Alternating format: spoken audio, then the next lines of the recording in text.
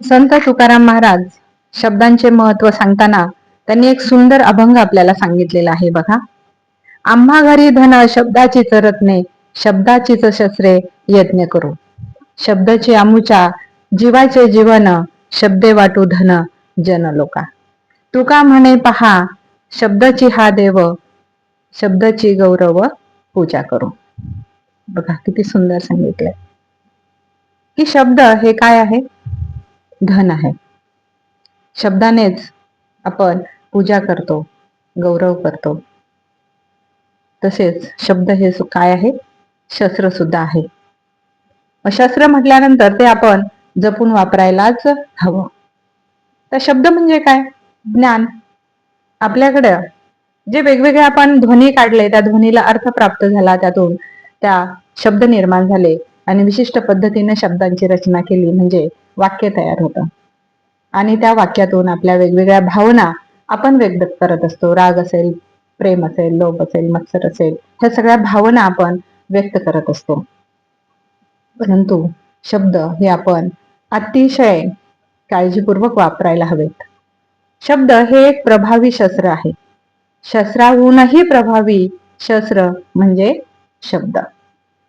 बघा की शब्दाने एखाद्याच्या मनावर जर चरे पडले, आपण जर त्याला दुखावलं, तर ती व्यक्ती कधीही विसरत नाही.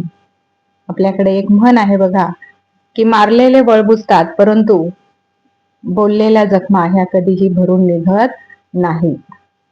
अश्वत्थाम्याच्या जखमेप्रमाणे त्या कायम भळभळत असतात.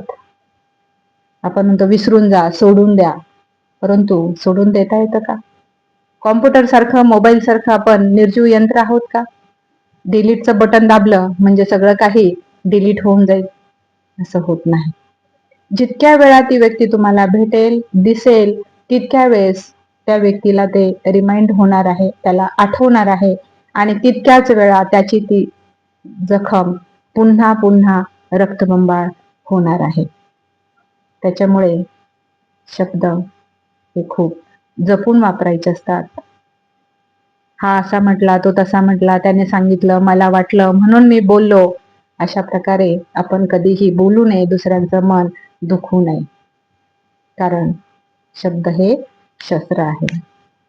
शस्त्र हे फक्त समोरच्यालाच गारद करतं,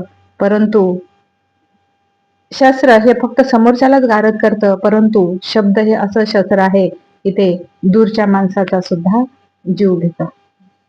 त्याच्यामुळे शब्द आपण जपूनच वापरायला हवेत, जपूनच वापरायला पाहिजेत. शब्द हे ज्ञान सुद्धा आहे. आपण आपल्या भावना कशा व्यक्त करतो, त्यातून बोलणाऱ्या व्यक्तीचं ज्ञान हे आपल्याला दिसत असतं किंवा त्याच्या ज्ञानाची कल्पना सुद्धा आपल्याला येत असते. तर बघा किती सुंदर उदाहरण या अभंगातून त्यांनी दिलेलं आहे. व्हिडिओ आवडल्यास लाईक, शेअर आणि सबस्क्राईब करा. धन्यवाद.